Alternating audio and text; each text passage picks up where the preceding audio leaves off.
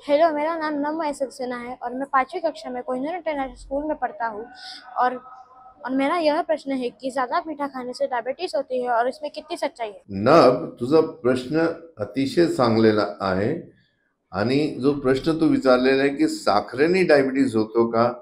हो, साखरेने डायबिटीज होतो, पण त्याची क्वांटिटी महत्वाची आहे.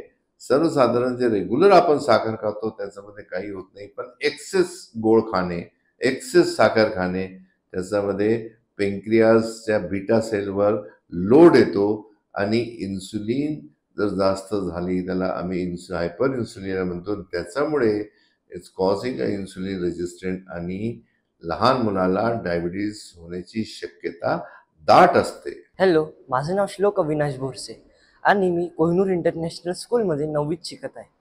मी डायबिटीजबद्दल खूप ऐकलं आहे. माझा प्रश्न हा आहे की डायबिटीज आणि शुगरमध्ये काय फरक आहे? श्लोक, जो प्रश्न तू विचारला हा अतिशय महत्वाचा आहे सर्वसामान्य मुलांना समजण्याकरता. डायबिटीज आणि साखरेमध्ये फरक आहे का? होय, डायबिटीज आणि शुगर आणि साखरेमध्ये फरक असतो. डायबिटीज म्हणजे आपल्या बॉडीमध्ये इन्सुलिनचं न बनणे, आपले पेन्क्रियाटिक सेलचं काम न करणे, बीटा सेलचं, आणि सी पेप्टाईड 0.8चा खाली असणे, याला आपण डायबिटीज म्हणतो. पण शुगर आपण जे जेवतो त्याच्यानं जी साखर तयार होते आणि आपल्या बॉडीमध्ये जी प्रवेश करते त्याला साखर म्हणतो. डायबिटीज आणि साखर दोन्हीही वेगळ्या वेगळ्या गोष्टी आहेत. जसं एक कॉईन असतं त्याचे दोन बाजू असतात, तसं शुगरला डायबिटीज समजू नका. भारतामध्ये बरेच लोक शुगरला डायबिटीज म्हणतात, त्याला वाटतं की ते इंग्लिश नाव आहे. डायबिटीज म्हणजे ऑर्गन बेस, शुगर म्हणजे फूड बेस. हॅलो, माझे नाव वैदेही नवनाथ देशमुख आहे. मी कोहिनूर इंटरनॅशनल स्कूलमध्ये 4थीत शिकते. माझा प्रश्न असा आहे की डायबिटीजचे लक्षण काय आहे आणि त्याच्यावर उपचार शक्य आहे का? वैदेही, याचे जे सिम्पटम्स असतात ना आणि त्याचं ट्रीटमेंट, ह्या दोन्ही गोष्टी तुला सांगतोय. जर डायबिटीजचं पहिलं आहे वारंवार लघवी लागणे, आळस येणे, त्याला आपण म्हणतो पॉलियुरिया, म्हणजे जास्त जास्त येणं, आपल्याला थोडंसं त्रास होतो आणि लक्ष लागत नाही, ह्या छोट्या छोट्या गोष्टी आहेत. आणि याच्यावर नक्कीच उपाय आहे.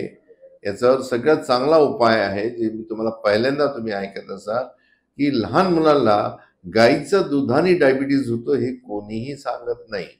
म्हणून ज्या लोकांना लहान मुलं असतात त्यांना गाईचं दूध प्यायचं नसतं, हे माझं पुस्तकामध्ये मी लिहिलेलं आहे. आणि याच्यावर 100% ट्रीटमेंट आहे. त्याच्याकरता काही टेस्ट हे महत्वाचे आहेत की खरोखरच त्या मुलाला डायबिटीज आहे का. रक्तामध्ये वाढलेली साखर म्हणजे डायबिटीज नाही. जसं मी एकाच वेळेस सांगितलं, डायबिटीज आणि शुगर दोन्ही वेगळ्या वेगळ्या गोष्टी आहेत. आपल्या बॉडीमध्ये इन्सुलिन बनतं का, आपल्या बॉडीमध्ये सी पेप्टाईड आहे की नाही, आपले बीटा सेल्स किती आहेत, आपले अँटीबॉडीज किती आहेत, त्याच्यामध्ये आम्ही GAD65, ZNT8, AI2 ह्या महत्वाच्या गोष्टी आहेत. ज्यांना असं वाटत असेल की डायबिटीज झालं त्यांनी हे टेस्ट आवश्यक आहे त्यांना करून घे. Hello, my name is Sanvi and my school name is Kohinoor International School and I study in 4th standard. माझा प्रश्न हा आहे की लहान मुलांना डायबिटीज होऊ शकते का? सानवी, लहान मुलांमध्ये डायबिटीज असतो असंच काही तुझा प्रश्न खूप चांगला, पण जसं मी सांगतोय की टेस्ट करणे हे खूप महत्वाचं आहे. वाढलेल्या रक्तामध्ये वाढलेल्या साखरेला डायबिटीज म्हटलं जातं, हे चुकीचं आहे. साखर वाढली म्हणून डायबिटीज होत नाही. त्याचा करता आपल्याला त्या बॉडीमध्ये इन्सुलिन बनत आहे की नाही ह्या सगळ्या टेस्ट करणं महत्वाचे आहे.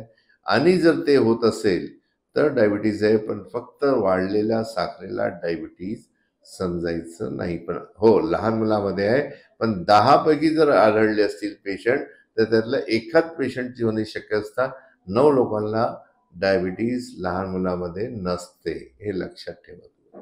डायबिटीज आणि शुगरमध्ये बरंच फरक आहे. ह्याबद्दली अजून तुम्हाला काही माहिती पाहिजे असेल तर ह्या यूट्यूबच्या माध्यमातून तुम्ही आम्हाला कळवावे आणि आम्ही त्याचे उत्तर नक्की तुम्हाला आमच्याकडनं मिळतील.